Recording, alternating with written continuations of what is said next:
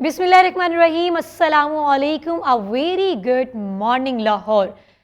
एक नई चमकती महकती मुस्कुराती सुबह का सलाम। उम्मीद करती हूँ कि आप सब खैरियत से होंगे, ठीक ठाक होंगे, मज़े से होंगे और अपने दिन का आगाज़ एक नई उम्मीद और उमंग के साथ कर चुके होंगे। उम्मीद की यहाँ पे मैंने बात की, आपको बताती चलूँ कि आज पाकिस्तान का कैंगरू यानी कि ऑस्ट्रेलिया की टीम के साथ मुकाबला है और आप हमारी टीम से तो बाखूब वाकिफ़ है कि हमारी टीम खुशी देकर सदमा देती है और समटाइम सदमा देकर वो सोचती है कि आवाम को खुश कर ही दे। और हमारे हमेशा टीम इंडिया से हारने के बाद नेक्स्ट मैच जीत ही जाती है। और कहा जा रहा है कि इस बार पाकिस्तानी टीम जो है बहुत ज़्यादा तैयार है, उन्होंने बहुत ज़्यादा प्रैक्टिस कर रखी है और आवाम को खुश करेगी। खैर, हम अभी भी इनके साथ हैं, हमेशा से साथ रहते हैं और अभी भी बेस्ट विशेस इनके लिए। वेदर अपडेट आपके साथ शेयर करती चलूँ कि मौसम खूबसूरत है। अक्टूबर की आज 20 हो गई है। ख़वातीन के लिए तो गुड न्यूज़ है क्योंकि ख़वातीन हमेशा वेट करती हैं अपना अच्छी सी ड्रेसिंग का कि शेफून की ड्रेसेस कब वो वियर करें, सिल्क कब वियर करें। विंटर तो सबको ही पसंद है लेकिन साथ साथ हमारी ये चीज़ें भी चलती रहती हैं। तो उन ख़वातीन को तो मैं कहना चाहूँगी कि जी आप खुश हो जाएं और अपनी अच्छी अच्छी ड्रेसिंग करें। अब जी मौसम के हवाले से मैं आपको बताया, हम अपनी टॉप स्टोरीज़ की जानिब चलते हैं। सबसे पहली टॉप स्टोरी आपके साथ शेयर करती हूँ जी। ये स्टोरी है स्पेन में 50 साला शख्स की, जिन्होंने एक अजीब सी चीज़ की है जिस पे ताज्जुब भी हो रहा है और हंसी भी आ रही है। ये 50 साला शख्स मुल्क भर में मुख्तलिफ रेस्टोरेंट्स में जाता और मज़े मज़े की चीज़ें खाने पीने की ऑर्डर करता और बाद में जब बिल देने का टाइम आता हार्ट अटैक का ड्रामा रचा के वहाँ से निकल जाता। अब ये शख्स मुसलसल मुल्क भर में ट्रैवल कर रहा है, जगह जगह अच्छे अच्छे रेस्टोरेंट्स में, जहाँ जाके कुछ लोग ऐसे होते हैं कि जो जाते हैं और अपने मुताबिक, अपनी अफोर्डनेस के मुताबिक एक आधी चीज़ ऑर्डर करते हैं जिसे वो बिल भी देकर खा सकें। तो वो जो है जी मुसलसल मज़े कर रहे हैं और खाना खाते हैं, उसके बाद हार्ट अटैक का ड्रामा करते हैं। लेकिन स्पेन में जब ये शख्स गया और इसने ऑर्डर किया तो वहाँ के सिक्योरिटीज़ ने देखा कि ये शख्स कुछ अजीब एक्ट कर रहा है। खैर, उन्होंने इसको पहचान लिया कि ये ड्रामा कर रहा है और उसे गिरफ्तार कर लिया गया। इसी के साथ हम अपनी नेक्स्ट टॉप स्टोरी की जानिब चलते हैं। वो भी बहुत दिलचस्प है, सुन के आपको बहुत मज़ा भी आएगा कि अमेरिका में एक शख्स ने जो है उनका 53 साला रिकॉर्ड तोड़ दिया। 10 पाउंड 14 औंस की सालन मछली पकड़ के 53 ईयर्स ओल्ड रिकॉर्ड तोड़ दिया। अब इस शख्स का कहना है कि जब मैंने ये इतनी बड़ी मछली पकड़ी तब मेरी बेगम मेरे साथ मौजूद थी और वो मुझे देख रही थी कि क्या हम ये कर पाएंगे, और मैं भी सोच रहा था कि शायद ही मैं इस मछली को पकड़ पाऊँ, और अगर मैंने इसे पकड़ भी लिया तो हो नहीं सकता कि इसका वेट इतना ज़्यादा होगा कि मैं इतना पुराना रिकॉर्ड तोड़ पाऊँगा। लेकिन वो इसमें कामयाब रहा। टॉप स्टोरी की जानिब आते हैं जी। अपनी थर्ड टॉप स्टोरी आपके साथ शेयर करते हैं जो बहुत ही दिलचस्प और हैरानकुन है, जिसे मैंने जब सुना और पढ़ा मुझे बड़ा अजीब सा लगा, लेकिन आपके साथ भी शेयर करती हूँ कि जी दुनिया में पहली बार पॉलीथीन बैग से प्लास्टिक आइसक्रीम तैयार कर ली गई है। ये कारनामा जी किसी मर्द का नहीं है, खातून का है। तो ख़वातीन ही हमेशा अजीबो गरीब चीज़ें करती हैं। एक खातून ने ये जी फार्मूला ईजाद किया है कि एक पॉलीथीन बैग से प्लास्टिक आइसक्रीम तैयार कर ली है। इन्होंने इस फार्मूले में जी एक ऐसा केमिकल इस्तेमाल किया है जो इस प्लास्टिक बैग पे लगता है तो वनीला का फ्लेवर देता है। और यकीनन वैसे अगर ये मेरे सामने आ भी जाए तो मैं इसको खाऊंगी तो नहीं, लेकिन मैं टेस्ट कर लूँगी कि यार अगर किसी ने कोई चीज़ रेडी की है तो मे भी हो सकता है कि वो वाकई कामयाब तो रहो। एक छोटे से शॉर्ट ब्रेक के बाद आपके साथ वापस आते हैं दोबारा से। स्टे विद अस जी। Welcome back. एक बार फिर आपको गुड मॉर्निंग लाहौर में खुश आमदीद कहते हैं। हाइलाइट्स की जानिब आते हैं। आज दुनिया भर में पाकिस्तान समेत ऑस्ट्रिया प्रोसेस का आलमी दिन मनाया जा रहा है। सेकेंडली हम बात करेंगे पंजाब में खाने की क्वालिटी को बेहतर बनाने के लिए फूड अथॉरिटी क्या काम कर रही है। वर्ल्ड शेफ़ डे भी आज ही है। और हम बात करेंगे जी इस्लाम में रिस्क हलाल कमाने पर कितना ज़ोर दिया गया है। Let's come to the third segment of our show जी, जिसमें हम बात करने वाले हेल्थ और फिटनेस सेगमेंट है जी हमारा थर्ड। और हमारे साथ गेस्ट भी मौजूद हैं डॉक्टर रमला, जो कि फिजियोथेरेपिस्ट हैं। इनसे हम बात करेंगे जी ऑस्टियोपोरोसिस के हवाले से। इनसे जानेंगे कि एक्चुअल होता क्या है। कैल्शियम और विटामिन डी की कमी से हड्डियों में एक वीकनेस आ जाती है, जिससे ये बीमारी से शख्स लाहक हो जाता है। अस्सलाम वालेकुम जी, वेलकम टू द शो। कैसी हैं आप? मैं ठीक अल्हम्दुलिल्लाह। First of all I would like to thank for inviting me again and giving this honour. जज़ाकल्लाह। अच्छा डॉक्टर साहिबा, सबसे पहले तो मैं चाहूँगी कि आम फहम अल्फाज में आप हमारी ऑडियंस को, व्यूवर्स को ये बताइए कि ऑस्टियोपोरोसिस एक्चुअली होता क्या है? ऑस्टियोपोरोसिस बेसिकली एक बोन डिज़ीज़ है, ठीक है, और ये ज़्यादा ख़वातीन में पाया जाता है। इसमें क्या होता है, ये ज़्यादा जो मोस्ट कॉमन फैक्टर इसमें इन्वॉल्व होता है वो होता है कैल्शियम और विटामिन डी की कमी की वजह से। और ये बोन की ऐसी डिज़ीज़ है जिसमें बोन का जो मैस है, बोन की जो डेंसिटी है वो कम से कम होती जाती है। वो इतनी कम हो जाती है कि आपका बोन लॉस होना स्टार्ट हो जाता है। जब बोन लॉस होना स्टार्ट होता है तो वो बोन के फ्रैक्चर्स की तरफ आपको ले जाता है। इस इंजरी के बहुत सारे फैक्टर्स होते हैं, लेकिन ये बेसिकली पोस्ट मीनोपॉजल वुमेन में बहुत ज़्यादा पाया जाता है। वो वुमेन्स जो अबव 45-50 ईयर्स की हैं, जिनके अंदर हम मंथली जो रेगुलर साइकिल्स हैं वो स्टॉप हो जाते हैं, उसके बाद उनमें ये डिज़ीज़ जो है वो बहुत ज़्यादा कॉज होना स्टार्ट हो जाती है। वो इस वजह से क्योंकि फ़ीमेल्स में एक एस्ट्रोजन नाम का हार्मोन पाया जाता है, जब उसकी डेफिशिएंसी होती है तो पोस्ट मीनोपॉज आ जाता है, और जब पोस्ट मीनोपॉज आता है तो वुमेन्स के अंदर हड्डियों का कमज़ोरी और वीकनेस स्टार्ट हो जाती है। ऑलराइट। अच्छा, आपने बताया कि इसकी परसेंटेज ज़्यादा ख़वातीन में पाई जाती है। मर्द हजरात इसमें क्यों मुब्तला नहीं है? मर्द हजरात इसलिए नहीं हैं क्योंकि मर्द में भी होता है, उनमें भी एक हार्मोन पाया जाता है टेस्टोस्टेरोन, जिसकी कमी की वजह से मेंस में आता है। लेकिन वुमेन्स में इसलिए क्योंकि वुमेन्स की पेल्विस वाइड होती है, ठीक है, उनमें जो है बेसिकली जो हार्मोन पाया जाता है वो ही इसको कॉज कर रहा होता है, इस डिज़ीज़ की तरफ लेके जा रहा होता है। सही। और मतलब ये जो रीज़न है ना, इसकी वजह से। अच्छा, पाकिस्तान समेत दुनिया भर में आज इसका आलमी दिन मनाया जा रहा है, इसका क्या मकसद है, क्या मैसेज है जो इस दिन को मनाते हैं और उस ज़रिए पहुंचाया जाता है? ये दिन बेसिकली इसीलिए मनाया जाता है ताकि लोगों में ये अवेयरनेस पैदा हो सके कि आप ऑस्टियोपोरोसिस को प्रिवेंट कैसे कर सकते हैं। आप क्या क्या लाइफस्टाइल मॉडिफिकेशंस कर सकते हैं जिससे आप ऑस्टियोपोरोसिस को एग्जैक्ट क्योरेबल तो नहीं बना सकते, लेकिन आप अगर एक हेल्दी न्यूट्रिशनियस डाइट की तरफ चले जाएं जिसमें विटामिन डी और कैल्शियम हो, आपका एक पॉसिबल सन एक्सपोजर जो कि आपकी नेचुरल विटामिन डी का आपका सबब बन सकता है, इसमें आपकी फ़िज़िकल एक्टिविटी इंश्योर हो, आपने अपना वेट कैसे बैलेंस करना है उसके बारे में आपको आगाही हो। अच्छा, डॉक्टर साहिबा ने 2 सवालों के साथ जवाब दे दिए जो हम इनको इंटरप्ट करके पूछते हैं ताकि इसके बारे में बात हो सके। अच्छा, आपने बताया कि हेल्दी डाइट जो ये कमी को पूरा कर सकती है। सबसे पहले तो आप इसकी वजाहत कर दें कि विटामिन डी और कैल्शियम कौन सी ऐसी चीज़ें हैं, कौन सी ऐसी डाइट है जिसमें एक नॉर्मेलिटी से ज़्यादा पाया जाता है जो इसकी डेफिशिएंसी को कम कर सकता है? जो कैल्शियम और विटामिन डी की बात कर रही हैं ना, इसमें तो आप जो नेचुरल डाइट के थ्रू कर रहे हैं उसमें आपके बहुत सारे, सबसे पहले तो डेयरी प्रोडक्ट्स आ जाते हैं। राइट। बेहतर है कि आप रेगुलर मिल्क की बजाय फोर्टिफाइड जो मिल्क है वो इस्तेमाल करें। आपकी ग्रीन लीफी वेजिटेबल्स आ जाती हैं, आपके जो है वो फ्रूट्स आ जाते हैं, और इसमें आपके बहुत सारे जो ड्राई फ्रूट्स हैं वो बहुत इसमें जो है वो रोल प्ले करते हैं।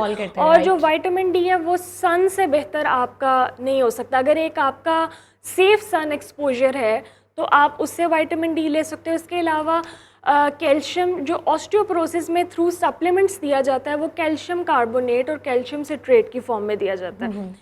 मेंस में जो है ये तकरीबन 1000 mg आपको एक डेली डोज के मुताबिक लेना चाहिए, लेकिन जो वुमेन्स हैं अगर वो 50+ हैं तो 1200 mg, और अगर वो 50 से नीचे हैं तो वो 1000 mg। ज़बरदस्त। और आपने साथ में बताया कि अगर आपने अपनी एक तो डाइट आप बेहतर रख सकते हैं, उसके साथ साथ आपने अपनी फ़िटनेस का भी ख्याल रखना है। जो इसकी डेफिशिएंसी को फ़िटनेस का हम ख्याल रखेंगे तो उससे भी बेहतर हो सकता है। ये आपके जवाब में था, ये भी एक्सप्लेन कीजिएगा। फ़िटनेस में तो मैं बीइंग अ फिजियोथेरेपिस्ट फ़िटनेस को मैं इस तरह से मॉडिफाई करूँगी कि उसमें आप अगर सबसे बहुत ज़्यादा एक्सरसाइजेस की तरफ नहीं, अगर आप एक लॉन्ग टर्म वॉकिंग की तरफ चले जाओ, या ट्रेडमिल वॉकिंग तो बाद में आ जाता है, अगर आप एक सिंपल वॉकिंग जो कि 30 मिनट्स की वॉक है, अगर आप वो ही कर लो तो वो ही आपके बोन लॉस को प्रिवेंट करती है और आपके बोन्स को ब्रेकेज से, फ्रैक्चर होने से बचाती है।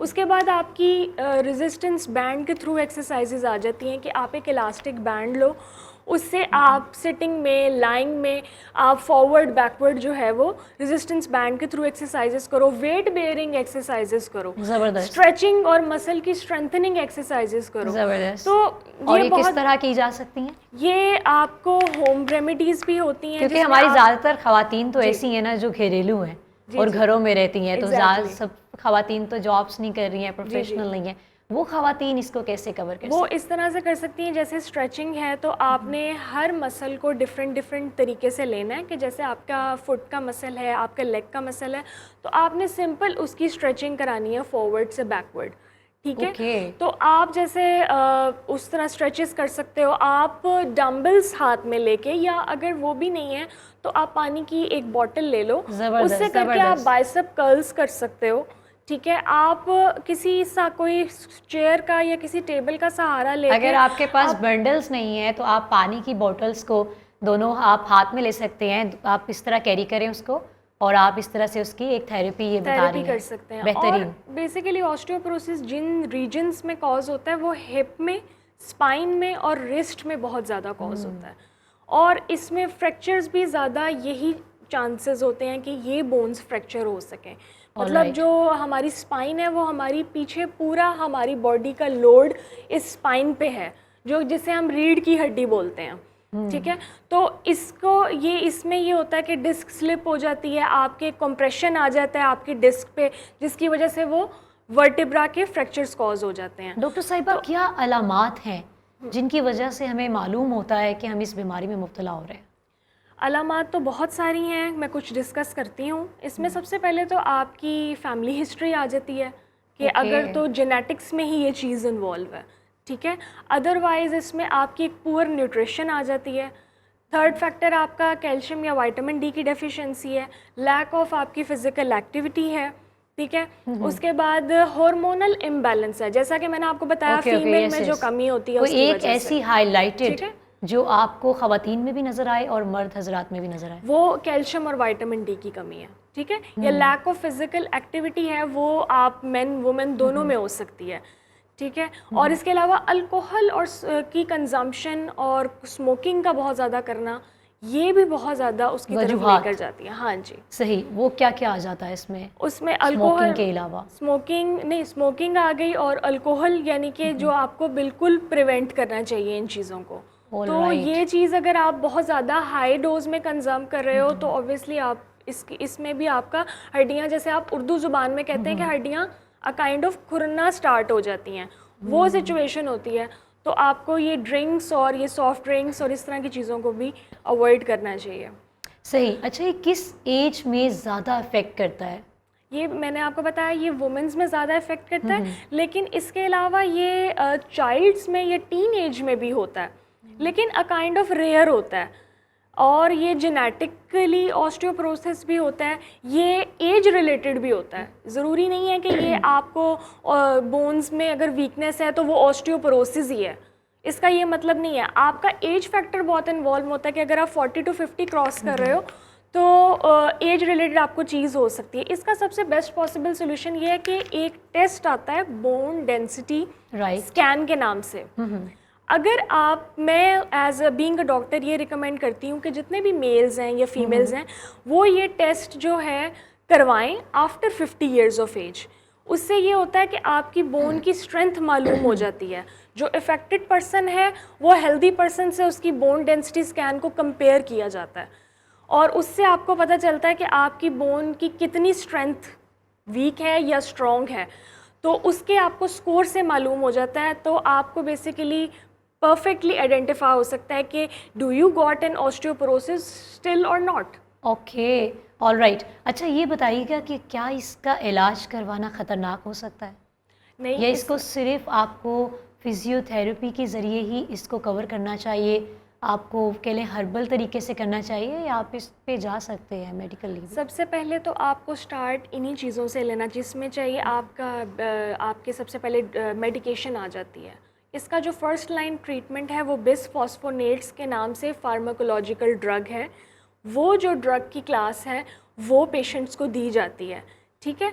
उसके बाद आपकी सारी जो लाइफस्टाइल की मॉडिफिकेशन है, अगर आप उनको कर लें, आप एक्सरसाइज को अपने उसमें ले आएँ, सारा आप एक प्रॉपर स्केड्यूल बना लें, तो अगर कोई पेशेंट है जो तकरीबन 6 माह तक इन चीज़ों को रिस्पॉन्ड नहीं कर रहा, तो जो एक ब्रांड के नाम से फोसामैक्स और प्रोलिया के नाम से इंजेक्शंस आते हैं, आप वो आईवी के थ्रू या फिर ओरली आप उसको इंजेक्ट करें। वो आपके वुमेन्स में बहुत ज़्यादा इफ़ेक्ट करते हैं, ताकि वो जब 50 क्रॉस करें और जब उनके मंथली साइकिल्स बंद हो जाएं तो उसमें वो फ्रैक्चर्स का रिस्क उनको ज़्यादा कॉज ना हो और वो ऑस्टियोपोरोसिस को प्रिवेंट कर सकें। और बाकी आपको पता है सर्जिकल ट्रीटमेंट्स तो होते हैं, मैं उनको एज सच वो उनके हक में तो नहीं हूँ कि मैं कहूँ या मैं अपने पेशेंट्स को रिकमेंड करूँ।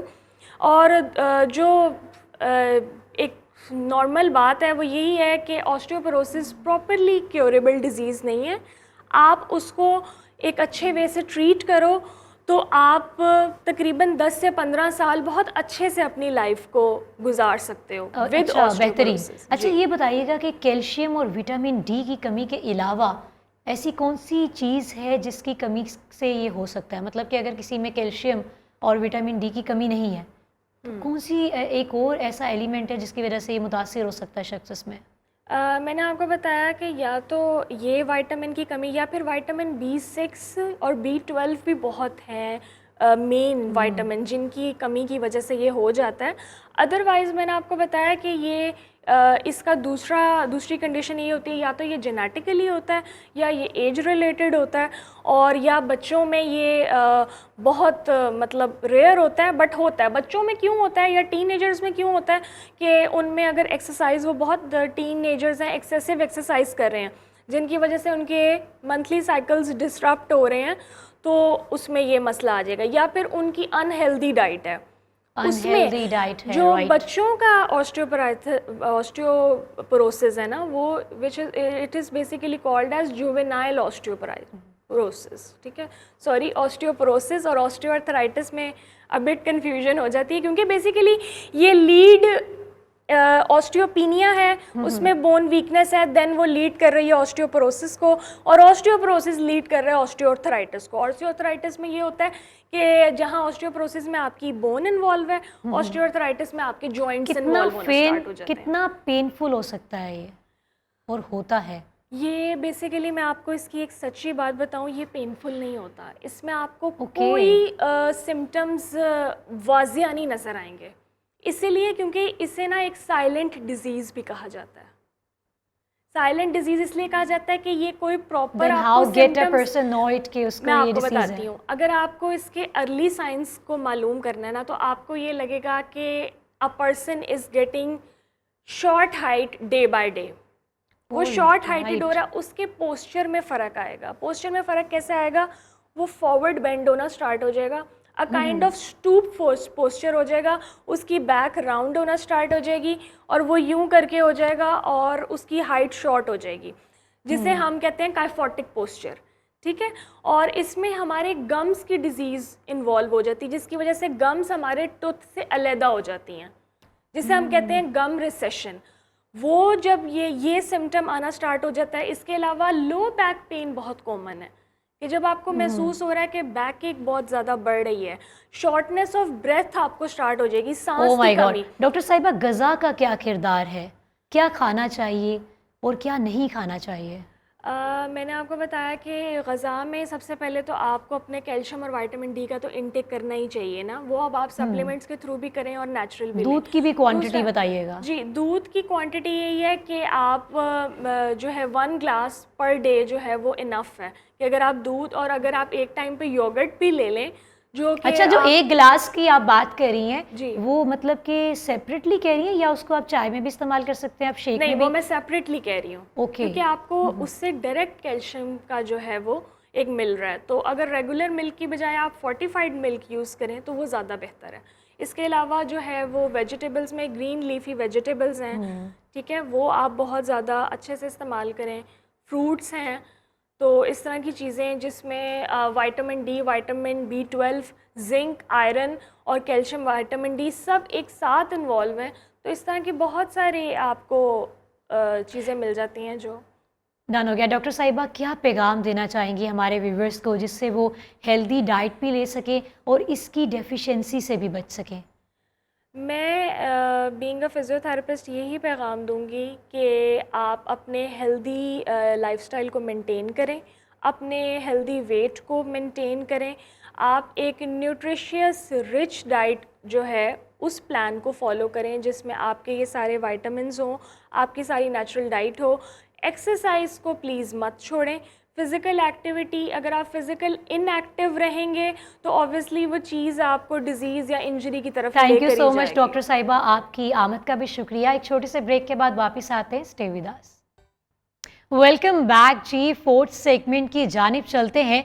ब्रेक में हमें जी ज्वाइन किया है डीजी फूड अथॉरिटी राजा जहांगीर अनवर साहब ने, और उनके साथ हमारे जी बड़े मारूफ रिपोर्टर कह लें, एंकर कह लें, इब्राहिम लकी साहब भी मौजूद हैं। सर की जानिब चलते हैं जी। अस्सलामु अलैकुम सर, कैसे हैं? खैरियत से हैं? ठीक ठाक जी हैं आप? वालेकुम सलाम रवीज़ा, बहुत शुक्रिया आपने प्रोग्राम में जगह दी। जज़ाकल्लाह। अस्सलाम वालेकुम जी, कैसे हैं इब्राहिम भाई? ठीक ठाक हैं? अच्छा सर, की अगर हम ऑपरेशंस की बात करें या फिर अपनी ड्यूटीज़ की बात करें तो बाखूब सर अंजाम दे रहे हैं, और ऑपरेशंस की जानिब दोबारा आ जाती हूँ मैं, जो लाजवाब होते हैं।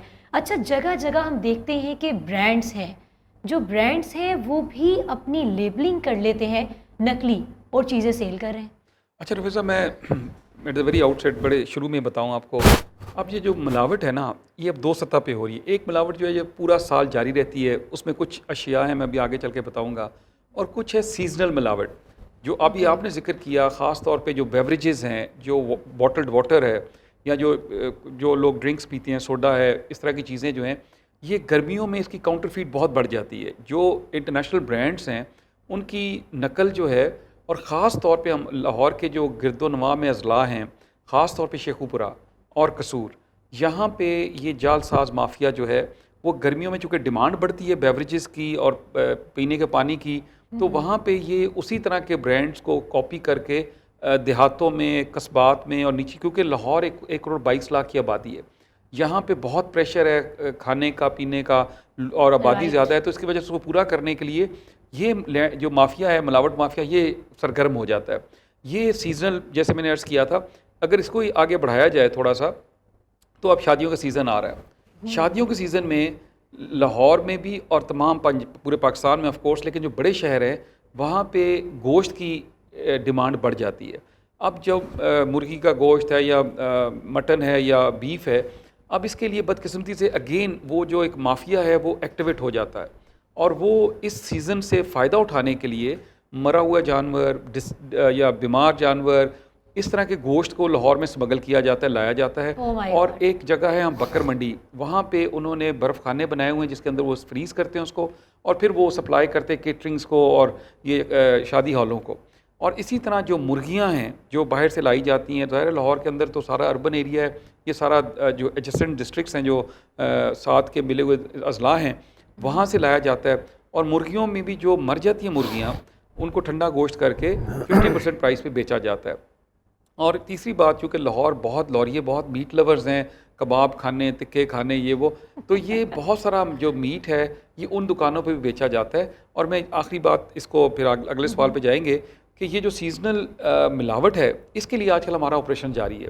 जैसे भी आपने खुद भी जिक्र किया, हमारे इस वक्त हमने मोटरवे पुलिस के साथ मिल के भी, क्योंकि लाहौर के 27 एंट्री पॉइंट्स हैं, हमने चूँकि 3 मेजर एंट्री पॉइंट्स हैं जहाँ से लाहौर में दाखिल हुआ जा सकता है। आपके इल्म में है कि सगियाँ से भी आया जा सकता है, फ़िरोज़पुर रोड से भी और मुल्तान रोड से भी। हमारी टीमें वहाँ पे अलल सुबह से खड़ी होती हैं, और हम हर किस्म का यहाँ पे जो मिलावट माफिया उसको चेक करने के लिए वहाँ पे मौजूद होते हैं। सर, यहीं पर इसी बात को आगे ले जाते हैं और यहाँ पे सवाल करती हूँ मैं आपसे। मुझे ये बताइएगा कि ज़्यादातर ये देखा जाता है कि जैसे हम बस अड्डों पे देख लें, ऐसी जगहों पर, कॉर्नर्स पे, जैसे आपने कहा कि लाहौर में एंट्री के जो रास्ते हैं खोखे लगाए गए हैं जगह जगह, वहाँ पर जो ड्रिंक्स मौजूद हैं वो तो अगर आप कभी टेस्ट कर लें इवन के, वो बिल्कुल आपको नकली लगती हैं। तो मुझे लगता है ज़्यादा सप्लाई इन जगहों पर की जाती है। आप बिल्कुल ठीक फरमाती हैं। एक्चुअली हो ये रहा है कि जो प्रोडक्ट एक्चुअल प्रोडक्ट है उसकी प्रोडक्ट की रजिस्ट्रेशन भी हम करते हैं, उसकी लेबल की अप्रूवल भी हम करते हैं। जब प्रोडक्ट रजिस्टर्ड हो रही होती है, कोई भी किसी मल्टीनेशनल की हो या लोकल को ब्रांड हो, हम उसके अंदर जो इंग्रेडिएंट्स हैं वो चेक करते हैं। हमारे पास लेबॉरेटरी है, हमारे पास कैपेसिटी है, और फिर हम उसके ऊपर जो लेबल पे को फ़ोटो तक बनी हुई है। मिसाल के तौर पे आपको याद होगा कि चंद साल पहले एक बहुत मशहूर ब्रांड ने अपने ड्रिंक के ऊपर माल्टे की या किन्नू की फ़ोटो लगाई हुई थी। हमने वो हटवाई कि जी इसके अंदर माल्टे का जूस नहीं है, तो क्यों लोगों को मिसलीड करते हैं। इसी तरह ये बच्चों का दूध जो मिलता है, डब्बे का दूध होता है, हमने उस पर लिखवाया कि माँ का मुतबादल नहीं हो सकता ये डब्बे का दूध।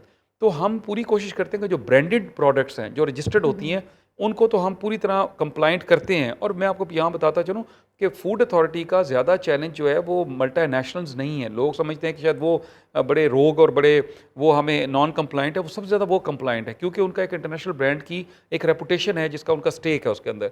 जो मसला है हमारा, जैसे आपने खुद भी निशानदेही की, वो है गली मोहल्ला, जहाँ पे आम आदमी जा रहा है वो, और वो क्योंकि खोखा, रेड़ी, ये जो ढाबा, ये जो छोटी जगह हैं, यहाँ पे ज़्यादा बड़ा हमारा चैलेंज है। खाने की क्वालिटी को बेहतर बनाने के लिए ये क्या काम कर रहे हैं? खाने की क्वालिटी में देखिए, खाने की जो इनपुट्स हैं, मैं अभी आपको बताऊं आपके चैनल से कि 600 मिलियन यूएस डॉलर की मसाला जात इंपोर्ट होते हैं पाकिस्तान में सालाना।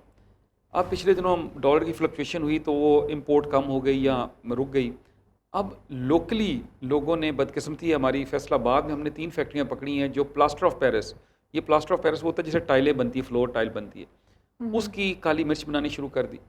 अब इसी तरह की डिफरेंट जगहों पे जो मसाले हैं, घी है, अब घी की सुन लें, हमने घी के मुतल्लिक एक बहुत बड़ा ऑपरेशन लॉन्च किया हुआ है। हम अल्हम्दुलिल्लाह मैं आपको दावे से कह रहा हूँ कि अब पंजाब में लूज़ घी बेचने की इजाज़त नहीं है और ना कोई बेच सकता है। इक्का दुक्का जहाँ भी हमें शिकायत होती है वहाँ भी पकड़ते हैं। ब्रांड होना ज़रूरी है, क्योंकि जब ब्रांड होगा तो हमारे इल्म में होगा ये कहाँ से बना है, इसकी ट्रेसेबिलिटी कहाँ पे अच्छा, है। यहीं पे मैं इब्राहिम साहब की जानिब जा रही हूँ कि इन्होंने कहा कि हमें इत्तला दी जाती है, हम वहाँ पहुँच जाते हैं। इस हवाले से क्या कहेंगे?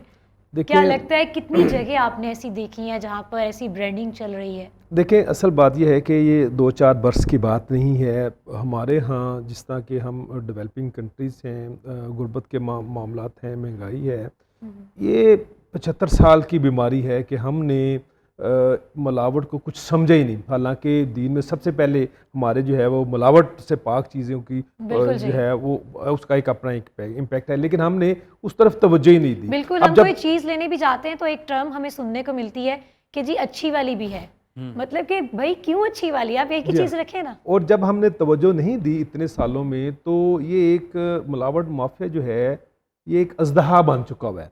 अब फूड अथॉरिटी ये आई है, 10-12 साल हुए हैं इसको आए हुए, लेकिन बीमारी इस कदर बड़ी है कि इसको एक ह्यूज सर्जरी की ज़रूरत है।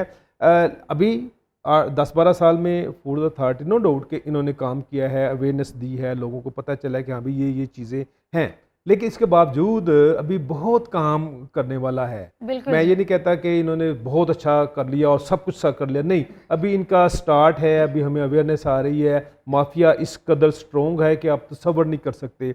इतने ऑपरेशन होने के बावजूद वो माफिया, वो अजदहा ख़त्म नहीं होता। जहाँ से ये काटते हैं वो दोबारा वहाँ से जो है रिवाइव होके जो है वो मुआशरे में सरायत कर रहा है। तो इसमें मैं, मेरी ज़ाती राय में, जब तक हम गली मोहल्ले में अगर ख़ुद अवेयरनेस नहीं देंगे, हम खुद फूड अथॉरिटी को स्ट्रेंथ नहीं करेंगे, मेरे मोहल्ले में अगर कोई बोतल बन रही है, घी बन रहा है या कोई दूध मिलावट वाला बन रहा है, तो मेरा फर्ज है नेशनल के मैं फूड अथॉरिटी को या कंसर्न हुकाम को मैं बताऊं, ताकि वो, क्योंकि देखिए अकेले फूड अथॉरिटी कुछ नहीं कर सकती, वो कुछ करने के बावजूद वो बिल्कुल पीनट होगा। इसलिए हमें जो है इसका हिस्सा बनना चाहिए, क्योंकि इसमें हमारी नस्लें जो है वो तबाह हो रही हैं। लिहाजा मैं ये समझता हूँ कि अच्छा, हम यहीं पर कैंपेन की जानिब आते हैं कि आपका ज़ाहिर मकसद ये है कि जगह जगह कैंपेन्स की जाएँ, या फिर एक ऐसा नुमाइंदा हर छोटे छोटे कस्बे इलाके में होना चाहिए जो ये चीज़ें चेक करे, क्योंकि एक टीम तो ऑब्वियसली पूरा पंजाब है। फिर हम अगर लाहौर की बात कर लें तो लाहौर कौन सा छोटा है।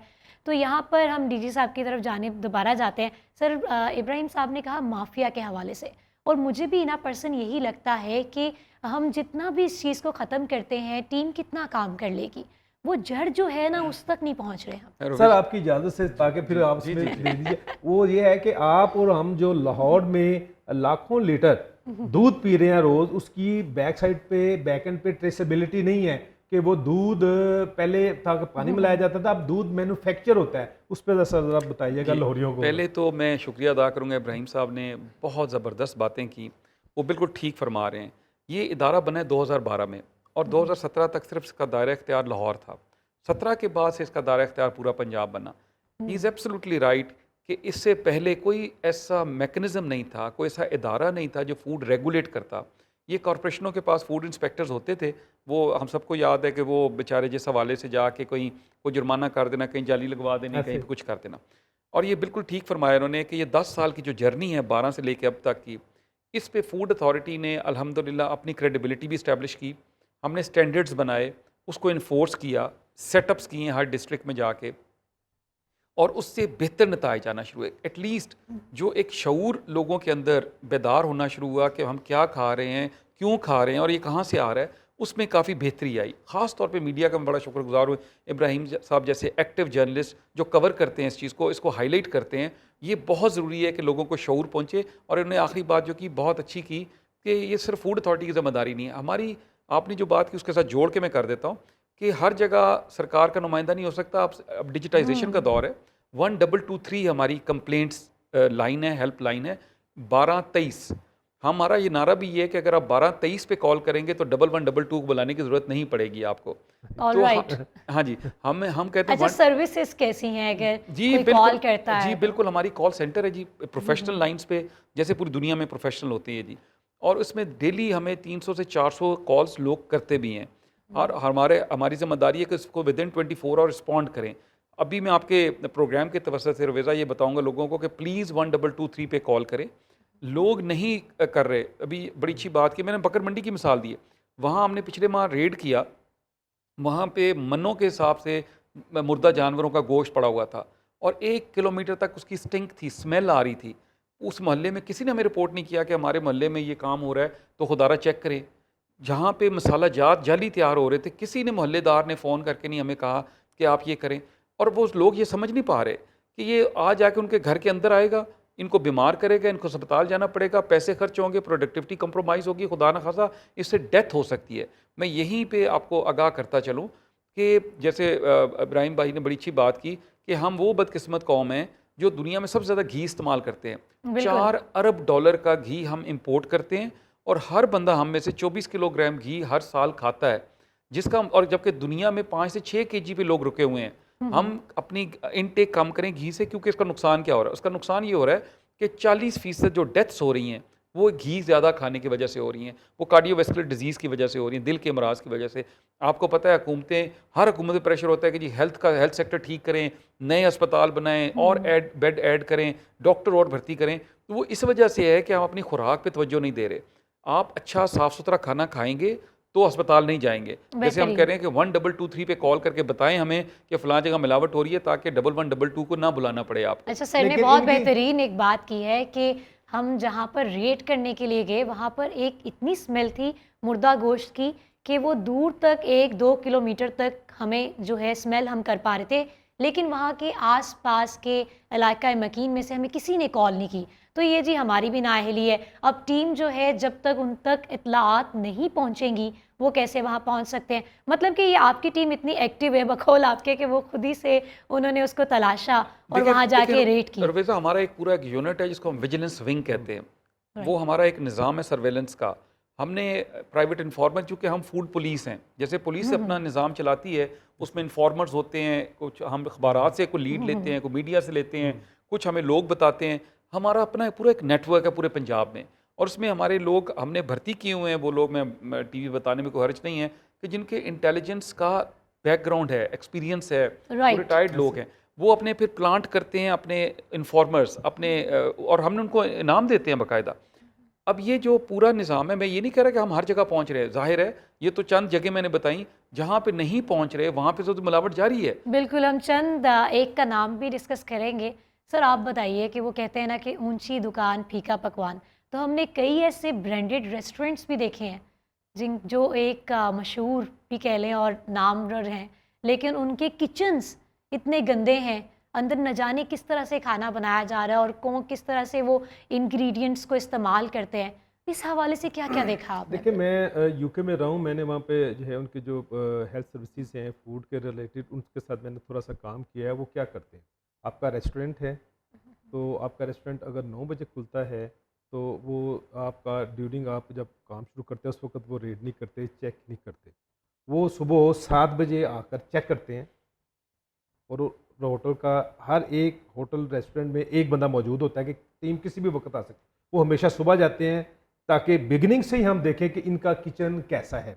आई होप के भी, आई विश के भी फूड अथॉरिटी भी ऐसा करे कि जो भी रेस्टोरेंट हैं वहाँ पर सुबह उनका जो है वो दुकानदारी चलने से पहले, रेस्टोरेंट चलने से पहले उनके किचन वगैरह चेक करें, क्योंकि हमने बहुत ब्रांड देखे वहाँ पर इंसेक्ट्स का जो है वो बहुत ज़्यादा वहाँ बिल्कुल। पर अवेलेबिलिटी रही है। बड़ी चेन्स को हमने देखा है कि अब नाम क्या लेना है, कि वो बड़ी चेन्स पर भी इन्होंने रेड किए हैं, वहाँ पे इंसेक्ट्स के अगेंस्ट काफ़ी इन्होंने एक्शन लिया है। लेकिन असल चीज़ जो है वो हमारा ये जो सप्लाई चेन है रेस्टोरेंट्स में, देखिए अब आप, मुझे नहीं पता आपके प्रोग्राम से यहाँ जो डीजी साहब फरमा रहे हैं उनकी वजह से जो मुर्दार गोश्त आ रहा है चिकन का या मटन का या बीफ का, तो उससे आपके बर्गर शर्गर जो है ना सारे महंगे हो जाने हैं। क्यों कि जब ये एक्शन लेंगे पीछे आगे सप्लाई चेन कम होगी तो वो महंगे हो जाएंगे, और लाहौरियों को ये चाहिए कि वो अपनी खुराक को थोड़ा कम करें। क्यों कि मुर्दार गोश्त जो है वो बर्गर्स में आपके जो गली मोहल्ले में है वहाँ पर ये यूज़ हो रहा है, तो इसको आप अवॉइड करें। लेकिन ये ज़रूर है कि बड़ी चेंज है चूँकि वो इंटरनेशनल ब्रांड्स हैं। इब्राहिम साहब, यहाँ पर भी तो एक वही बात आ जाती है ना कि एक आम आदमी फिर क्या करे?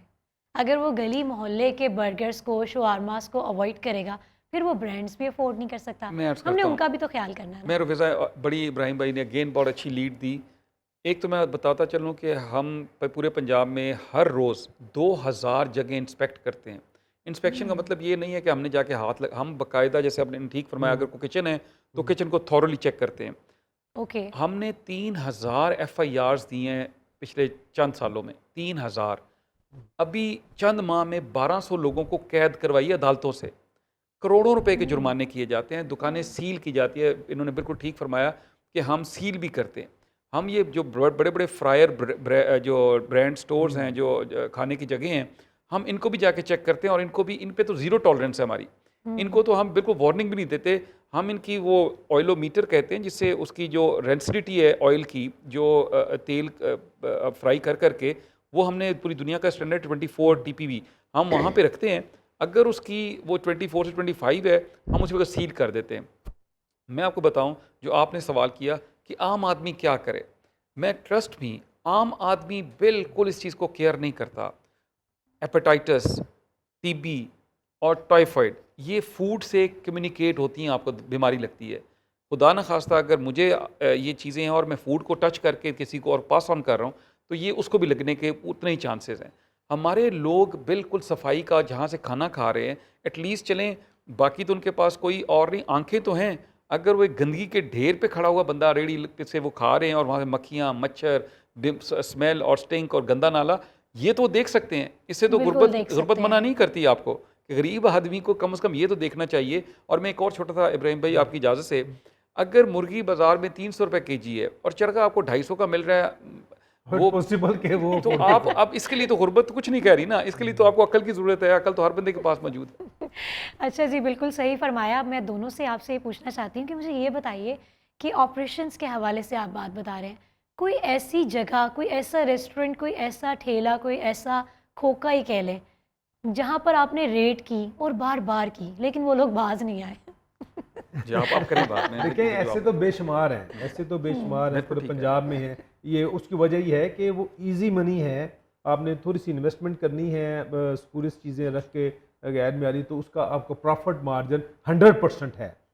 आप अगर 20% लगाते हो तो 100% आपको उसका बेनिफिट आ रहा है, तो लिहाजा वो तो बाज नहीं आएंगे। लेकिन होना क्या चाहिए, होना ये चाहिए कि आपने अपना जो प्रोसिक्यूशन जो सेक्शन है उसको स्ट्रॉन्ग करना है, एविडेंस को जो है वो स्ट्रॉन्ग बनाना है, और केस, अच्छा केस आप प्लीड करेंगे तो जब तक सजाएं नहीं होंगी तो उस वक्त तक हमें, मैं नहीं समझता कि हम बाज आ सकेंगे। उसकी वजह यह है, मैंने जैसे पहले अर्ज किया कि ये 2-4 वर्ष की बात नहीं है, अजदहा है ये मिलावट का, तो लिहाजा इस पर हमें अपने आप को स्पीड अप करना है। बिल्कुल और जी, मिसाल के तौर पर देखें Even ना, कि हमारे- हमें दूसरा, हमें पैकिंग की तरफ आना चाहिए। हम मिर्चें हम अकबरी मंडी से लेते हैं, तो मुझे नहीं याद कि अकबरी मंडी उस तरह का ऑपरेशन करते हैं, सॉरी टू से सर, और भी कई ग्रे एरियाज हैं, वहाँ पर इनको और ज़्यादा फोकस होना होगा, और पब्लिक को पैकिंग आइटम्स की अच्छा तरफ। रुफीज़ा, इन्होंने बड़ी सही बात की, ये बिल्कुल ठीक फरमा रहे हैं क्योंकि इनका माशाल्लाह बड़ा तजर्बा है।